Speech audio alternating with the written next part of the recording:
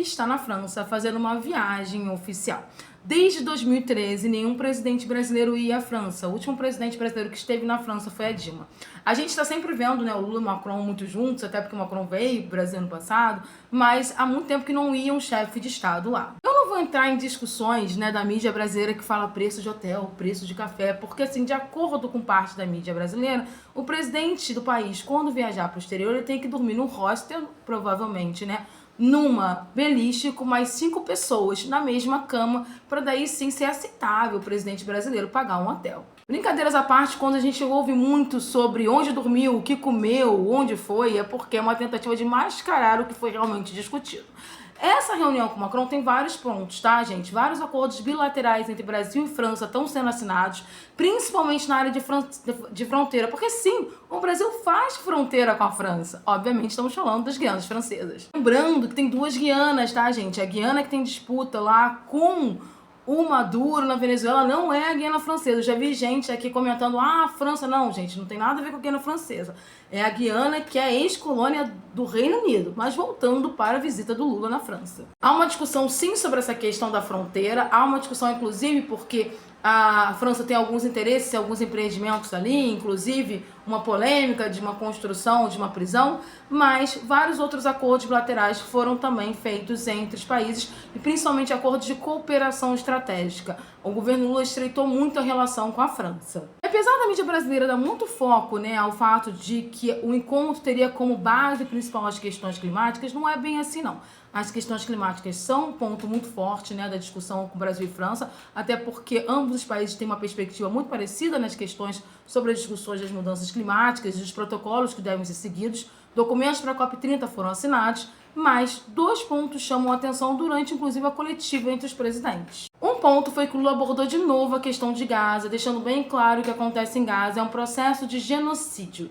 E ele cada vez tem elevado mais o tom. E existe uma diferença substancial quando essa discussão é feita no âmbito do Brasil, para a mídia brasileira, durante uma coletiva dentro do Planalto, e quando essa fala é feita internacionalmente, durante uma visita internacional à França, com a mídia internacional ali. Tanto que imediatamente a Al Jazeera e a Reuters comentaram a fala do presidente Lula. Como eu já venho comentando, há um aumento do tom muito forte do governo Lula sobre a questão em Gaza, apontando para um caminho, sim, de sanções econômicas. Rompimento diplomático eu acho que ainda é meio difícil, ainda é o sonho, mas provavelmente já caminhando para sanções econômicas, que eu acho que não vai ser só o Brasil não, tá? Eu acho que França, Espanha e outros países vão entrar nessa.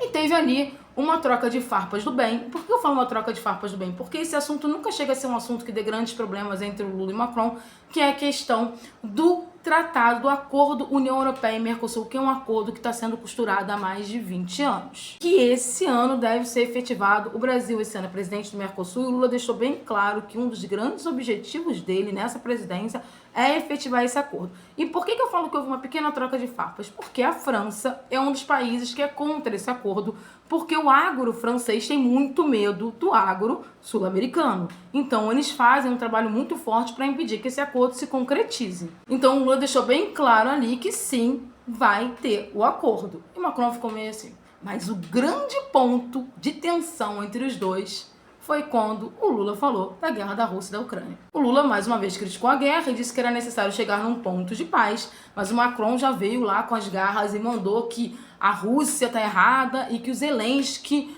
é a vítima da história, e o presidente Lula, muito diplomaticamente, disse que não, que os 2 países têm que chegar no consenso, que o mais importante é chegar à paz, mas ali houve um aumento de tom, e um aumento de tom que a gente já esperava, porque o Brasil tem uma posição de neutralidade e tem grandes acordos, inclusive com a Rússia, né? A Rússia do BRICS, tem grandes acordos bilaterais e dentro do bloco, e também é um dos possíveis mediadores do conflito, é um país que se coloca ali como mediador. Enquanto a França tem lado no conflito declarado, o lado da França é o lado da Ucrânia. Inclusive, ano passado, o Macron chegou aí na televisão francesa a falar ao vivo que iria mandar tropas para Odessa.